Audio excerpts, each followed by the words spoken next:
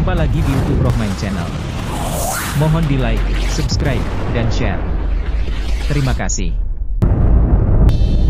Assalamualaikum warahmatullahi wabarakatuh.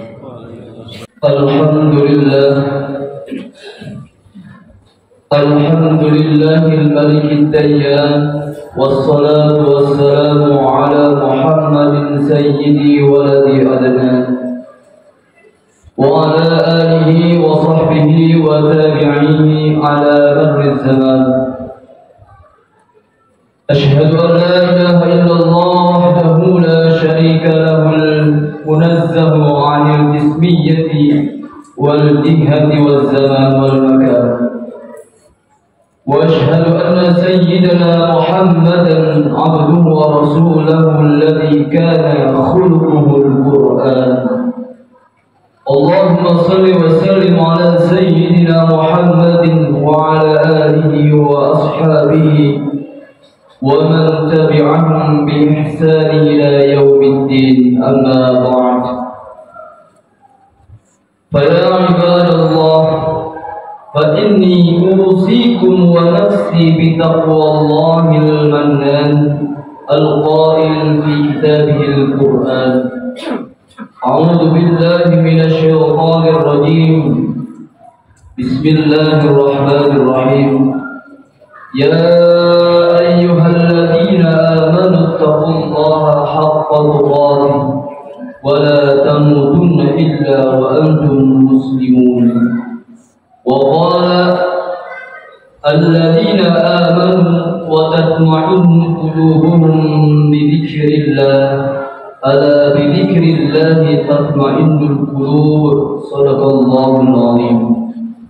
Sidang Jumat yang dirahmati Allah, pertama marilah kita sama-sama memanjatkan puji dan syukur kehadirat Allah Subhanahu wa taala, Zat yang tiada hentinya melimpahkan rahmat dan nikmatnya kepada kita semuanya, tak terkecuali nikmat taufik dan hidayah dan nikmat berjamaah seperti sekarang ini. Salawat dan salam semoga tercurah kepada Nabi Muhammad sallallahu alaihi wasallam. Salawat dan salam juga semoga terlimpah kepada para sahabat dan para tabi'in dan tabi'atnya hingga kepada kita semua selaku umatnya.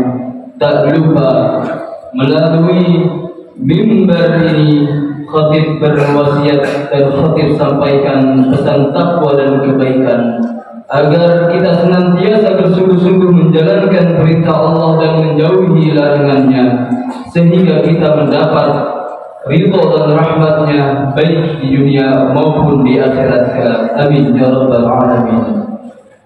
Hadirin sidang Jumat rahimakumullah, Rasulullah sallallahu alaihi wasallam bersabda, ala wa inna fil jasadi mudghah idza salahat salahal jasadu kulluh wa idza fasadat fasada jasadu kulluh ala wa hiyal qalb.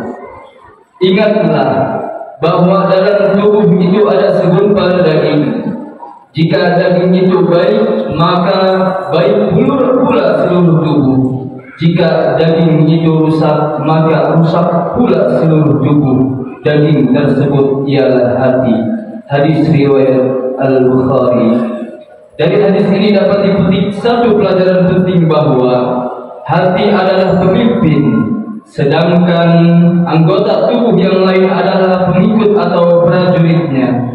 Jika kondisi hati selaku pemimpin baik, maka insya Allah anggota tubuh selaku pengikutnya pun akan baik. Namun sebaliknya, jika hati tidak baik, maka tidak ada harapan anggota tubuh lain selaku pengikutnya akan baik.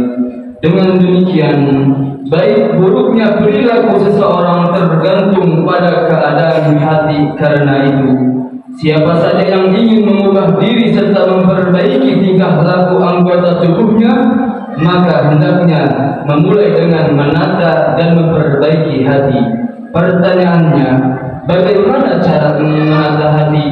Harus mulai dari mana?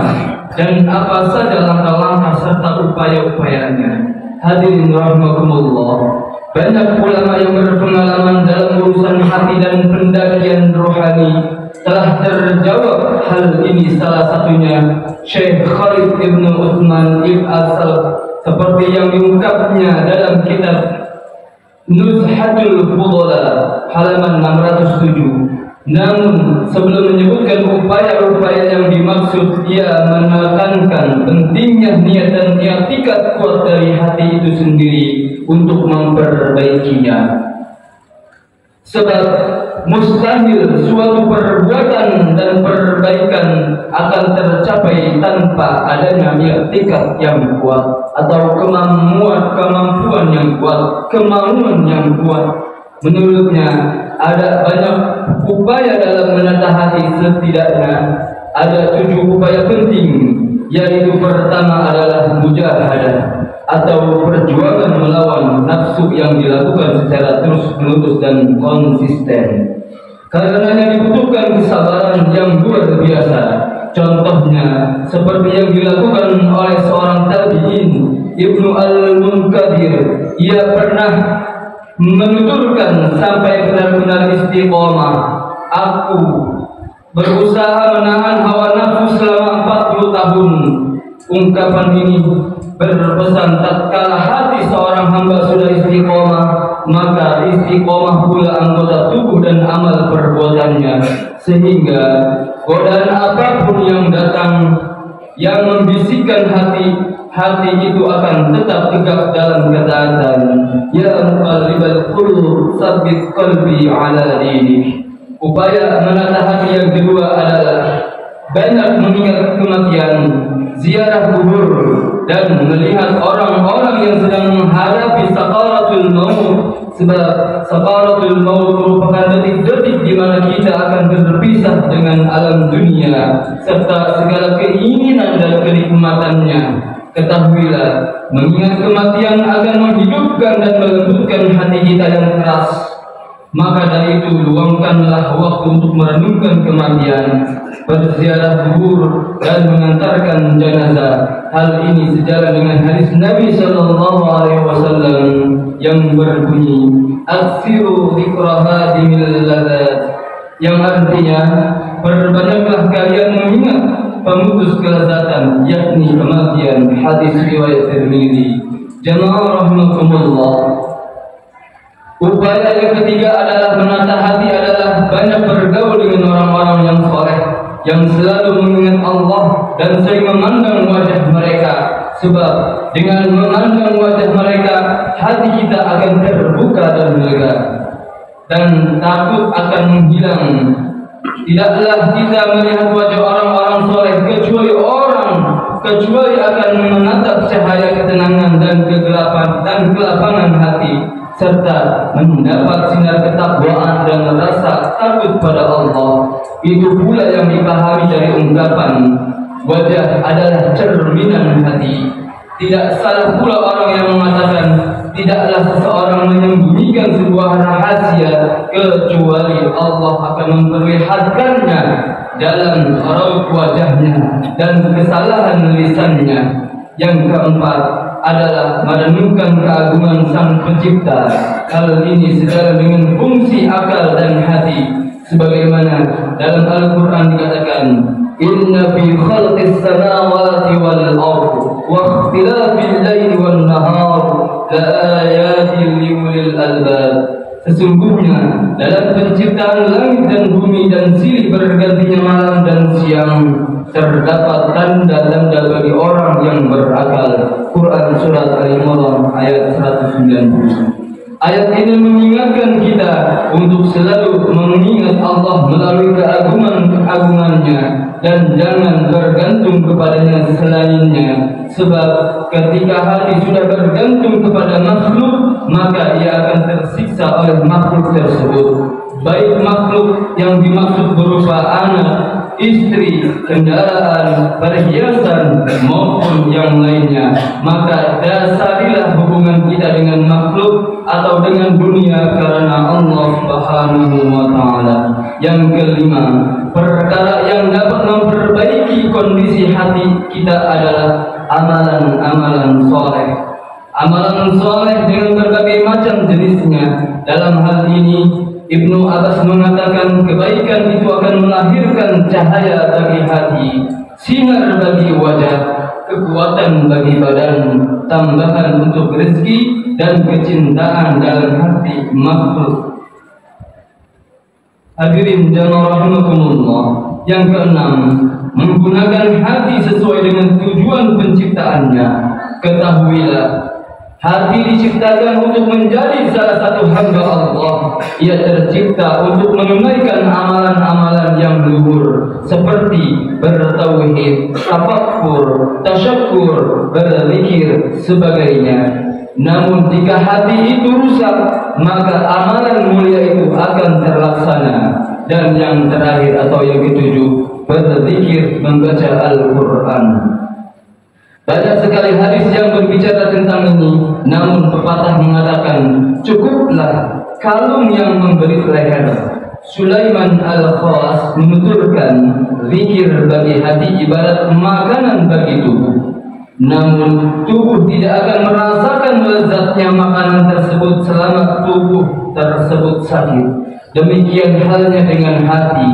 Ia tidak akan merasakan manisnya zikir selama ia sedang cinta kepada dunia. Dan perlu diingat bahwa berzikir akan mendatangkan ketenangan hati sebagaimana dalam Al-Quran, alladzina amanu wa tatma'innu qulubuhum bi dzikrillah, ala bi dzikrillahi tatma'innul qulub. Yaitu orang-orang yang beriman dan hati mereka menjadi tentram dengan mengingat Allah. Ingatlah bahwa hanya dengan mengingat hati akan selalu tentram. Quran surat Ar-Ra'd. Kaitan dengan penawar hati ini, indah sekali apa yang diungkapkan sebuah syair. 5 perkara yang menjadi penawar hati di kala keras. Hampirilah kelimanya, niscaya kau menang dan menuai kebaikan. Kosongkan perut, renungkan Al-Quran, rendahkan hati di waktu malam, lantas tahajudlah di pertengahannya, dan siangnya bergaulah dengan orang-orang yang baik. Barakallahu li wa lakum fil Qur'anil azim, wa nafa'ani wa iyyakum bima fihi minal ayati wa dzikril hakim, wa taqabbal minni wa minkum tilawatahu innahu huwas samiul alim. أقول قولي هذا وأستغفر الله العظيم لي ولكم ولسائر المسلمين والمسلمات والمؤمنين والمؤمنات فاستغفروه إنه هو الغفور الرحيم. الحمد لله حمدا كثيرا كما أمر. أشهد أن لا إله إلا الله وحده لا شريك له إرغاما لمن جحد به وكفر. وأشهد أن محمدا عبده ورسوله سيد الخلائق والبشر. اللهم صل وسلم على سيدنا محمد وعلى آله وصحبه ومن تبعهم بإحسان إلى يوم الدين. أما بعد، فيا أيها الناس، أوصيكم ونفسي بتقوى الله فقد فاز المتقون. فقال الله تعالى: ولم يزل قائلا أيما إن الله وملائكته يصلون على النبي يا أيها الذين آمنوا صلوا عليه وسلموا تسليما. اللهم صل على سيدنا محمد وعلى آل سيدنا محمد.